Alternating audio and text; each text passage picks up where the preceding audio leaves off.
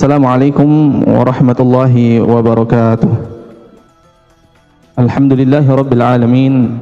Wassalatu wassalamu ala asyrafil anbiya'i wal mursalin Sayyidina wa maulana Muhammadin wa ala alihi wa sahbihi ajma'in. Amma ba'd.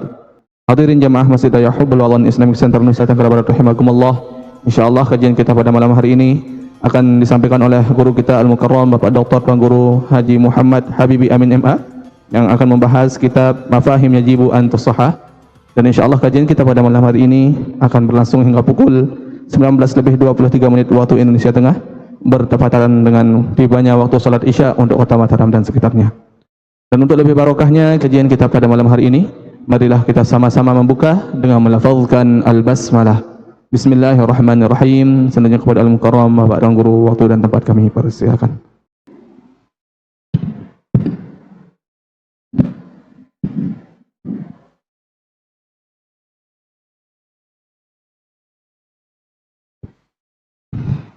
A'udzubillahi minasyaitonirrajim.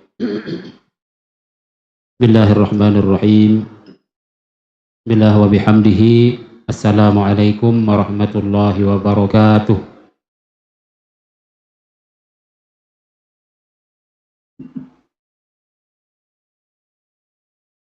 Alhamdulillahi rabbil alamin. Wassalatu wassalamu ala asyrafil anbiya'i wal mursalin Sayyidina Muhammadin wa ala alihi wa sahbihi ajma'in. Rabbi shrah li sadri wa yassir li amri wahlul 'uqdatam min lisani yafqahu qawli, amma ba'du. Dan para jamaah hafizani wa iyyakumullah, pada pengajian sebelumnya pada bulan lalu kita sampai pada bahasan tentang di antara yang bisa menyebabkan orang menjadi kafir adalah mengingkari hadis mutawatir, serta dia tahu bahwa itu hadis mutawatir. Karena hadis mutawatir itu menghasilkan yang namanya qat'iyyus subut, yaitu kepastian dengan level tertinggi, sehingga mendengarkan sebuah hadis tentang perintah Nabi, maka sama saja mendengar perintah Nabi secara langsung. Dan tidak ada yang menolak perintah Nabi, mengingkari yang dikatakan oleh Nabi, kecuali orang yang tidak beriman. Karena di dalam Al-Quran Allah Subhanahu wa Ta'ala menegaskan kepada kita, wa ma anil hawa in huwa illa wahyun yuha. Karena apapun yang diucapkan oleh Rasulullah Sallallahu Alaihi Wasallam itu adalah sumbernya dari wahyu Allah Subhanahu wa Ta'ala. Pada pengajian sebelumnya, di situ Abuya Sayyid Muhammad Alawi Al-Maliki Al-Hasani, beliau memberikan contoh di antara hadis mutawatir itu adalah hadis man kadzaba alayya muta'ammidan falyatabawwa minan nar. Barang siapa yang berbohong atas namaku, maka pastikan tempatnya ada di neraka.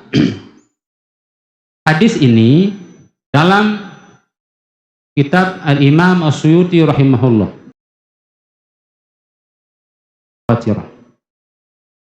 beliau menguraikan ada 75 sahabat yang diriwayatkan hadis itu.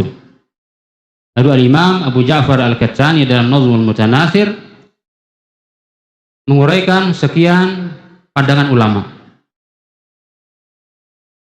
tambahan-tambahan dan seterusnya, sehingga dipastikan lebih dari 100 sahabat yang meriwayatkan hadis itu, termasuk Sayyidina Umar, Sayyidina Utsman, Sayyidina Ali, Sayyidina Ibnu Umar, Ibnu Mas'ud, Sayyidah Aisyah radhiyallahu anha, Abu Hurairah radhiyallahu anhu. Jadi banyak. Bapak Ibu jamaah hafizani wa iyyakumullah, adalah satu kebanggaan bagi kita kaum muslimin yang setiap rujukan kita termasuk hadis itu dengan seleksi dan verifikasi sumber yang teliti dan sangat hati-hati. Dan ini diakui oleh bahkan para orientalis modern dari abad pertengahan abad 20 sampai bahwa tidak ada di dalam agama lain sistem verifikasi teks daripada rujukan referensi itu yang melewati tahapan yang begitu teliti dan hati-hati seperti di dalam Islam, sehingga apapun yang kita gunakan sebagai dalil dan seterusnya, maka itu sumbernya ada, asalnya ada, sehingga bisa dipastikan bahwa itu adalah bersumber dari Rasulullah SAW. Lalu di antara contoh hadis mutawatir itu hadis tentang berita terbunuhnya Sayyidina Ammar bin Yasir, salah seorang sahabat Nabi. Dalam hadis Bukhari Muslim dari Sayyidina Abu Sa'id Al-Khudri, di situ menceritakan bahwa ketika dulu pembangunan Masjid Nabawi, kami ada mengangkut 1 bata, mengangkut 2 bata, kata beliau. Dan Ammar bin Yasir waktu itu beliau mengangkat 2 bata. Lalu Rasulullah tiba mendatangi beliau, mengusap bekas debu yang ada di tubuh beliau dan mengatakan, "Waiha Ammar, taqtuluhul fi'atul baghiyah." Oh, kasihan Ammar, nanti dia akan dibunuh oleh kelompok pemberontak.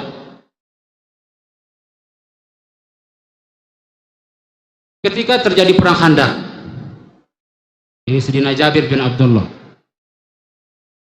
waktu penggalian parit atau Khandaq, itu ada pandak besar di Madinah, itu waktu terjadi perang Ahzab atau perang Khandaq, sampai makin masih ada bekas tempatnya. Waktu dulu kaum muslimin akan diserang oleh pasukan gabungan kafir Quraisy dengan Yahudi.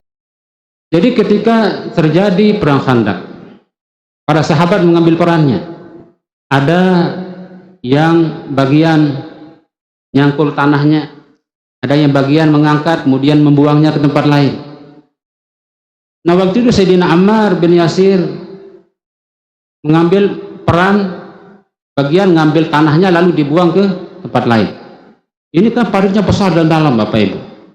Dan di situ banyak sekali mukjizat Nabi yang menonjol pada saat itu. Tapi usaha tetap harus ada begitu. Sehingga karena kecapean pingsanlah beliau. Sayyidina Ammar bin Yasir. Beliau pingsan, lalu datanglah Abu Bakar radhiyallahu anhu mengatakan, "Irbi' nafsak fi Ammar." Kasihan dirimu wahai Ammar. Laqad qatalta nafsak. Kamu ini mau bunuh diri ya? Wa anta naqihun min marad. Kamu kan baru sembuh. Mendengar itu Rasulullah datang menghampiri keduanya. Lalu Rasulullah mengatakan, yaz'umunaka annaka mayyit. Orang pikir kamu akan mati wahai Ammar, kata Nabi. Wa annaka qad qatalta nafsak. Dengan bekerja begini orang berpikir kamu ini bunuh diri. Kalla wallah. Tidak, demi Allah, kata Nabi. Ma anta bimayyitin. Kamu enggak akan mati hatta taqtulakal fi'atul baghiyah. Enggak akan mati kamu sampai nanti kelompok pemberontak akan bunuh kamu. Nah, ketika terjadi perang sivil, yaitu peperangan antara kelompok Sayyidina Ali dan Sayyidina Muawiyah. Jadi setelah meninggalnya Sayyidina Utsman, dibunuh oleh para ekstremis, maka Muawiyah ini waktu itu gubernur Syam, beliau menuntut kepada pemimpin yang baru, Sayyidina Ali, supaya segera ditangkap dan dikisos orang yang bunuh Utsman itu. Tapi Sayyidina Ali karena kondisi tidak memungkinkan, faktor luar biasa. Nah, sehingga Sayyidina Muawiyah ini dengan ijtihadnya menolak untuk membaiat Sayyidina Ali. Hingga pada akhirnya terjadilah peperangan Siffin itu, peperangan antara kubu Sayyidina Ali radhiyallahu anhu yang resmi menjadi khalifah saat itu dengan kubu Sayyidina Muawiyah. Singkat cerita, terbunuhlah Sayyidina Ammar di situ, yang merupakan kelompok Sayyidina Ali. Akhirnya sahabat, kebetulan ada yang pernah dengar Nabi yang ikut Sayyidina Muawiyah ini, ada itu Amr bin Hazm dan Amr bin As. Jadi begitu tahu Ammar meninggal, yaitu Amr bin Hazm ini bergegas, langsung dia lari mencari komandannya Amr bin As. Meninggal, Ammar meninggal oleh pasukan kita. Mendengar itu Amr bin As juga kaget kan, langsung beliau lari sambil mengulang-ulang kata itu, langsung menghadap rajanya Muawiyah radhiyallahu anhu. Kaget beliau, qutila Ammar, Ammar telah terbunuh. Terus apa masalahnya? Kata Sayyidina Muawiyah, sami'tu Rasulullah sallallahu alaihi wasallam yaqul taqtuluhul fi'atul baghiyah, besok ini akan dibunuh oleh kelompok pemberontak. Kan beliau komandan pasukan di situ, Sayyidina Ammar bin Yasir, Sayyidina Amr bin As. Apa kamu ini nggak ngerti? Dan di situ Sayyidina Muawiyah menafsirkan hadis Nabi itu, duhitta fi baulik wa qatalnah, kita yang bunuh mereka? Enggak, kata Muawiyah. Sayyidina Muawiyah, innama qatalu Ali wa ashabu. Enggak, dia dibunuh oleh Ali. Ja'u bihi hatta alqauhu ala rimahina. Dia datang bawa, dia udah tua. Ngapain bawa ke sini? Akhirnya dia kena oleh pasukan, oleh tombak-tombak pasukan kita. Nah, hadis ini adalah salah satu contoh daripada hadis al-mutawatir yang para sahabat, para ahlul hadis itu memberikan standar 10, walaupun kan ada banyak pendapat, tapi secara umum ahlul hadis mereka, bagaimana Al-Qahtani disebutkan, itu 10 sahabat yang menyampaikan kepada 10 dan lebih banyak seterusnya, itu sudah tawatir. Jadi hadis ini diriwayatkan oleh 30 sahabat. 30 sahabat yang termasuk Sayyidina Utsman, Sayyidina Aisyah radhiyallahu anha, Ibnu Abbas, Ibnu Mas'ud. Dan dari hadis ini kita dapat pelajaran yang pertama adalah bahwa dalam pertikaian antara dua kubu besar ini, bagaimana Al-Imam An-Nawawi rahimahullahu ta'ala sebutkan dalam syarah Sahih Muslim, hadzal hadits hujjatun zahir ala anna, ini adalah hadis yang menjadi dalil yang sangat tegas, kata beliau, fi anna aliyan kana muhiqqan musibah, bahwa Alilah memang yang pada posisi yang benar. Wa ta'ifatul ukhra bughat, yang melawan dia itu adalah pemberontak. Tetapi berontaknya Muawiyah radhiyallahu anhu di situ karena ijtihadnya yang salah. fa innahum mujtahidun fala itsma alaih. Jadi bukan karena faktor ingin mengejar kekuasaan dan seterusnya, tetapi karena ijtihad yang keliru. Sehingga boleh jadi beliau tidak berdosa, kata beliau. Lalu yang kedua, dari hadis ini menjadi bantahan bagi siapapun, terutama para orientalis klasik, orientalis dulu, sebelum pertengahan abad ke-20. Itu banyak orientalis yang pelajari Islam karena pengaruh kolonial, karena referensi yang masih kurang, sehingga mereka sangat subjektif dalam menilai. Jadi banyak orientalis dulu, bukan yang modern, mengatakan bahwa hadis ini banyak produksi hasil daripada politik. Bahkan hadis yang menghujat diri mereka sendiri pun mereka sampaikan. Kayak Sayyidina Ammar, Sayyidina Muawiyah pun tidak menolak hadis itu, hanya beliau mentakwil, menafsirkan hadis. Kalau memang faktor politik, mana berani dia di depan rajanya dia ngomong bahwa kita ini kelompok pemberontak sesuai dengan hadis Nabi. Jadi itulah Bapak Ibu jamaah rahimakumullah. Jadi di antara hadis yang mutawatir itu qat'iyyus subut, dipastikan kebenarannya, sehingga kita diharuskan untuk mempercayainya. Dan kita lanjut kepada buka kitabnya. A'udzubillahi minasyaitonir rajim. Bismillahirrahmanirrahim. Qala al-'allamah al-muhaddits Buya Sayyid Muhammad Alawi Al-Maliki Al-Hasani, nafa'ana Allahu bi'ulumihi wa bi'israrihi fid dharaini amin. Kemarin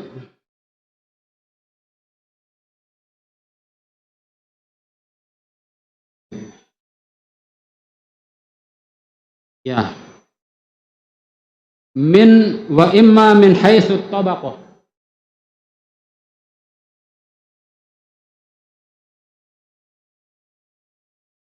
Wa imma min haitsu tabaqah. Di sini dari segi tabaqah ya,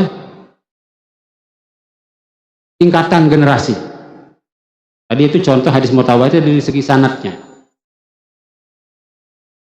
Katawaturil Quran, seperti mutawatirnya Al-Quran.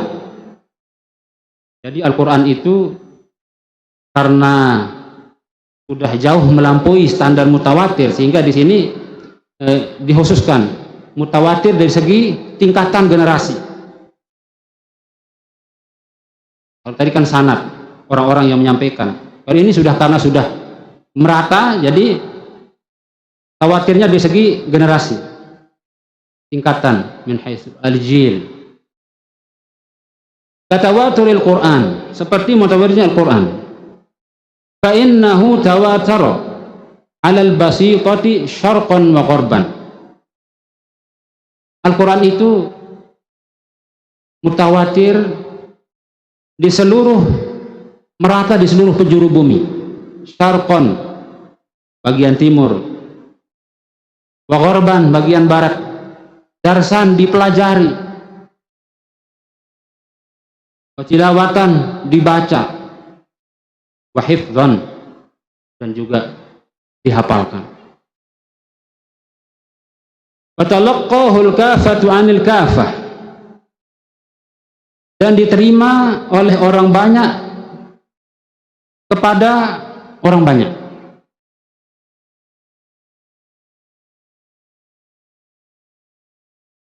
Tabaqatan an tabaq, dari setiap tingkatan menuju tingkatan seterusnya, generasi berikutnya.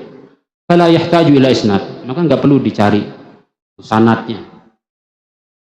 Jadi Al-Quran, Bapak Ibu jamaah rahimakumullah, Al-Quran itu dari segi lafaznya, jumhur mayoritas ulama mengatakan bahwa Al-Quran itu adalah masdar, turunan dari kata kerja qara'a yaqra'u, artinya bacaan. Al-Imam Syafi'i rahimahullah ta'ala dalam hal ini punya pandangan berbeda. Al-Imam Syafi'i mengatakan bahwa Quran itu memang nama, tidak berasal dari kata apapun. Sebuah nama murni seperti Injil dan Taurat. Karena beliau nggak baca Al-Quran dengan Quran, tapi beliau bacanya Quran. Karena qiraat yang beliau baca itu qiraat Imam Ibnu Katsir al-Makki.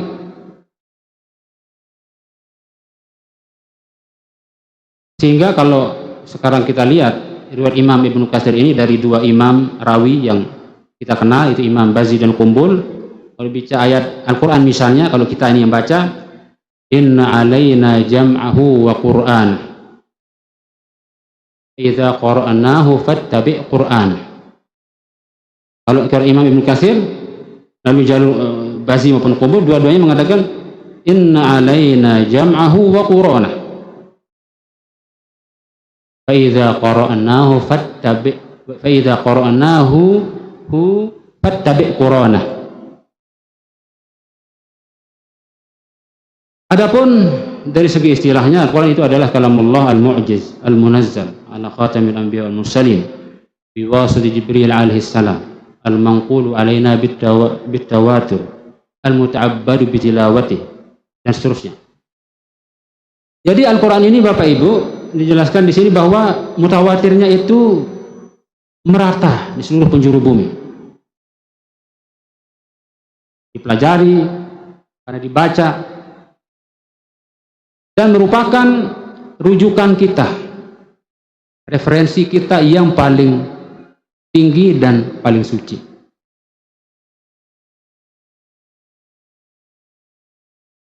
Sehingga, dan ini diakui oleh para orientalis, bahkan pada yang paling kritis pun seperti Sir William Moore misalnya, dia mengatakan dia satu orientalis yang punya banyak karya di dalam pelajari Islam. Dia orang Kristen. Dia mengatakan mungkin tidak ada di dunia ini buku atau kitab suci dalam hal ini yang keasliannya menyamai Al-Quran. Kira-kira begitu. Selama ribuan tahun. Dan memang betul. Jadi Al-Quran itu sejak diturunkan oleh Rasulullah sudah mulai sebenarnya tahap tadwinnya, kodifikasinya. Sejak Rasulullah menyampaikan kepada para sahabat itu langsung, penyusunan langsung secara tidak resmi. Makanya beliau dalam rangka menjaga Al-Quran, memastikan bahwa sahabat tidak ada kemudian akan berkonflik gara-gara dia salah mengira Al-Quran maupun hadis. Beliau melarang siapapun menulis selain Al-Quran. Dalam hadis Muslim itu Rasulullah mengatakan la taktubu anni wa man kataba ghairal Quran falyamhu. Jangan tulis apa yang sampaikan. Jangan tulis, kata beliau. Barang siapa yang menulis selain Al-Quran, maka hendaklah dia menghapus. Wa hadithu anni, silahkan sampaikan apa yang saya katakan, tapi jangan tulis. Wala haraj, tidak apa-apa. Ini bagian daripada bentuk hati-hati Rasulullah SAW dalam menyampaikan satu firman Allah Subhanahu wa Ta'ala. Al-Quran juga itu penataannya langsung dari Rasulullah. Sehingga pernah ada ayat yang mungkin sahabat belum meletakkannya dengan benar. Beliau tiba-tiba tertunduk lalu sampai hampir wajahnya menyentuh tanah, menyentuh lantai. Lalu tiba-tiba beliau bangun dan mengatakan, atani Jibril, bahwa Jibril tadi datang kepadaku.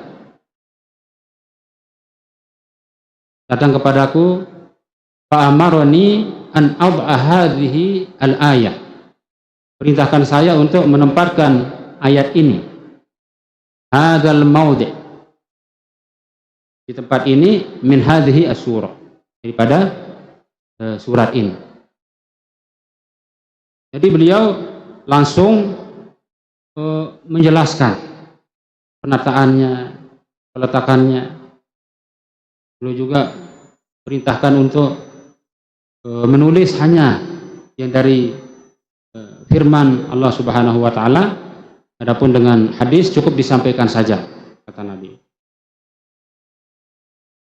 Jadi wa talaqahu al-kaffatu anil kafah. Jadi orang banyak menuju kepada orang banyak. Orang banyak yang menerima lalu disampaikan lagi kepada orang banyak. Tabaqatan an tabaq fala yahtaju ila isnad. Maka tidak butuh kepada isnad. Wa qad yakunu tawatur amalin wa tawarusin. Dan kadang-kadang Bapak Ibu mutawatir itu ada kalanya tawatur amal wa tawarus. Jadi satu perbuatan yang turun temurun. Katawaturil amali ala syai'in min asrihi min asrin nubuwah ila al-an. Seperti mutawatirnya satu perbuatan dari sejak zaman Nabi sampai sekarang. Ya misalnya Nabi dulu sholat zuhur 4 rakaat. Sampai kepada kita zuhurnya 4 rakaat. Kita lakukan dengan yang sama. Yang lain kan rata-rata berbeda dengan contoh para nabi-nabinya. Hanya ada satu agama yang dalam contoh kitabnya Nabi itu dia sujud. Tapi dalam praktek yang dilakukan oleh penganutnya itu nggak pernah bersujud. Bahkan mereka mengejek kita yang bersujud.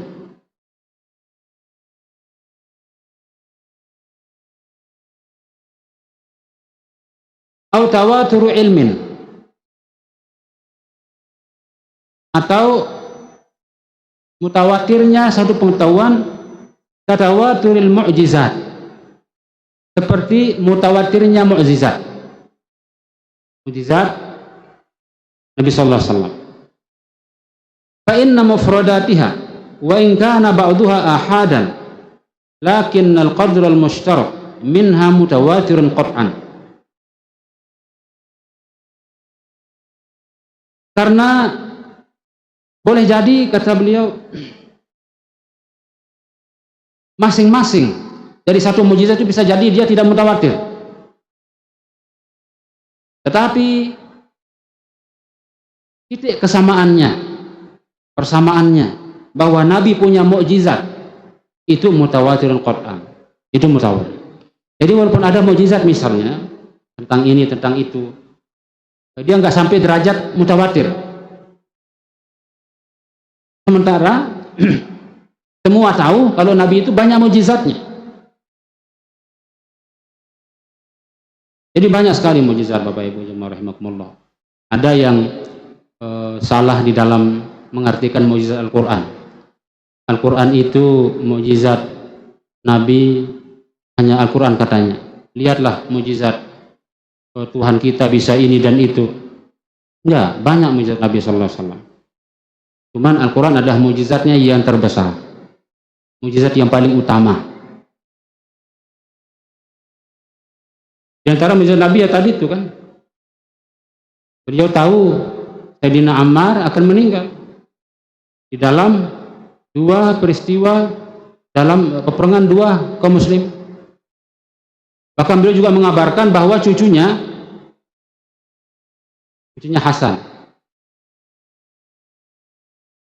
itu satu ketika nanti, kata beliau, waktu itu Nabi sedang ada di mimbar di sini, lalu Hasan cucunya lagi main, diambil lalu dipeluk.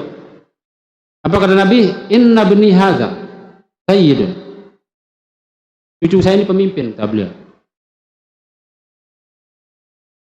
La'allallah an yusliha bihi baina fi'atayn azimatayn minal muslimin. barangkali nanti dia akan menyatukan dua kelompok besar kaum muslimin yang bertikai. Dan terjadilah setelah meninggal ayahnya, hingga pada akhirnya beliaulah yang ditunjuk untuk menggantikan Sayyidina Ali. Enggak, beliau tidak mau. Dari situlah aman ini antara tadi itu, antara Muawiyah maupun dengan kubu Sayyidina Ali. Jadi Rasulullah sudah kasih tahu, dia akan besok akan menyatukan dua golongan kaum muslimin yang berperang.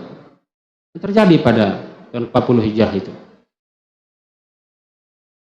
Sama ketika Nabi sallallahu alaihi wasallam naik Uhud. Hadisnya ada. Tiba-tiba Uhud itu bergetar. Bergetar ini Uhud. Setelah bergetar, lalu beliau mengentangkan, "Usbud ya Uhud." Diam. Diam kata Uhud. Diam Uhud, kata Nabi. Fa inna alaika nabi. Karena di atas kamu ini ada nabi. Wasiddiq, ada Abu Bakar Siddiq. Wasyahidan, dan dua orang yang akan mati syahid. Dua orang yang akan mati syahid. Sehingga apa?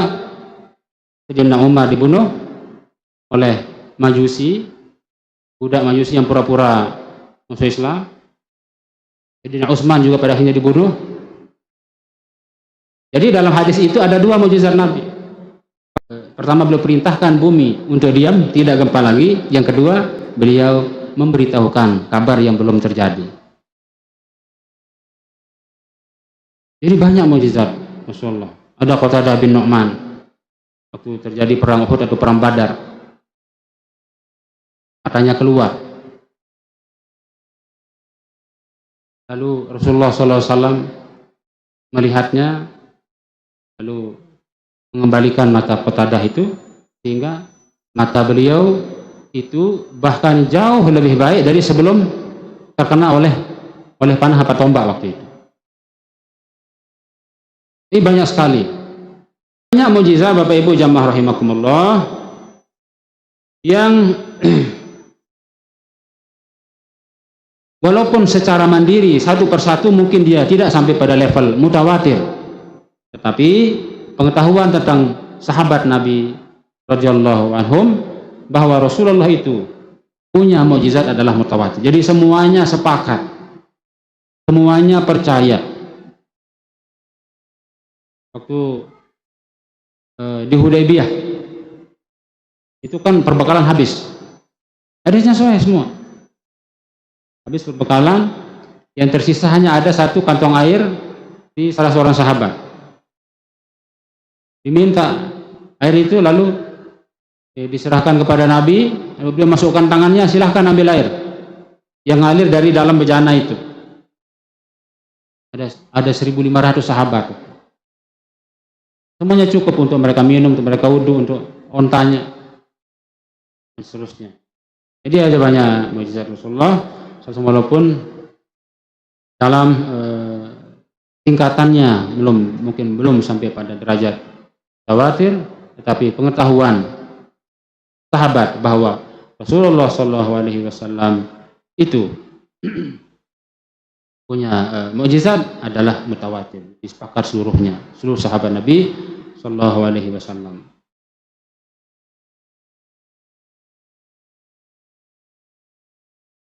Wa innal hukma 'alal muslimi bil kufri fi hadzal mawtin alladhi fi hadhihi al mawatin alladhi bayyanaha amrun khatir, yaitu mengkafirkan seseorang yang selain daripada kriteria yang sudah disebutkan itu adalah satu yang sangat berbahaya.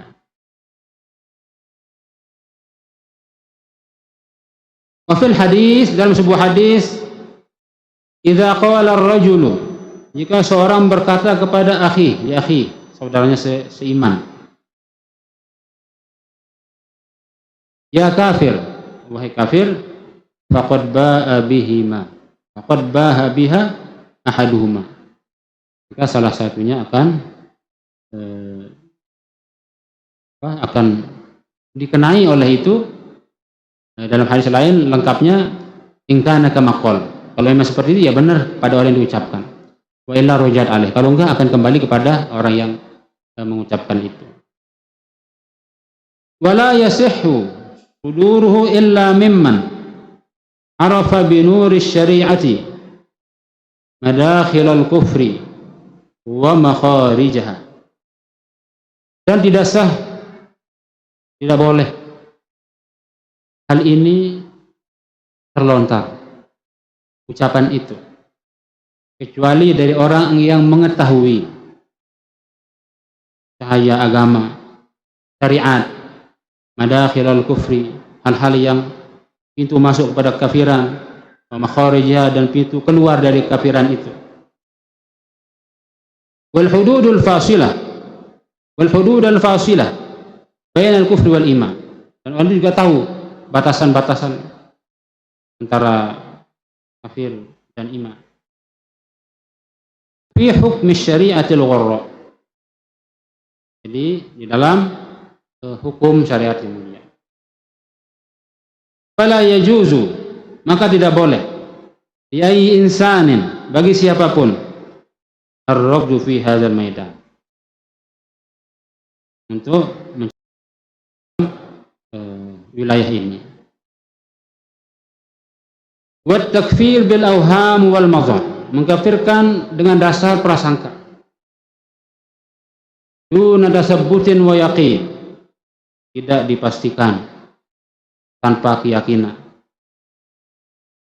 Wa ilmin rasikhin matin, pengetahuan yang mendalam.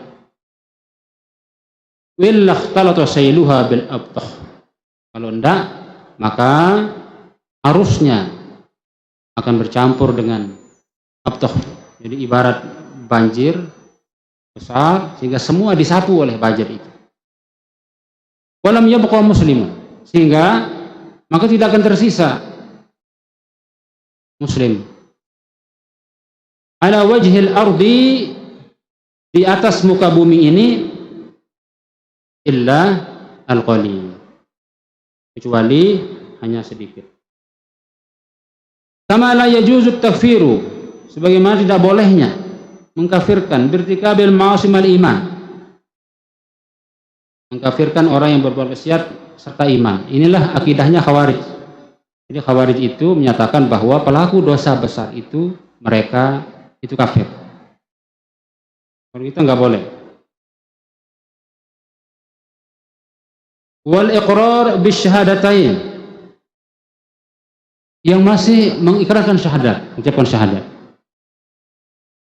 Wa fil hadits yang Anas radhiyallahu anhu qala, dari sebuah hadis dari Sayyidina Anas bin Malik radhiyallahu anhu berkata, qala Rasulullah sallallahu alaihi wasallam, thalathun min aslil iman, ada 3 pokok daripada iman. Mungkin pada pengajian berikutnya. Jadi kesimpulannya yang pertama tadi adalah bahwa dalam bagian daripada mutawatir itu ada yang dari segi sanadnya, yaitu orang banyak, jadi dihitung satu-satu para sanadnya, misalnya ada jalur dari sini, jalur dari sini. Ada yang cukup hanya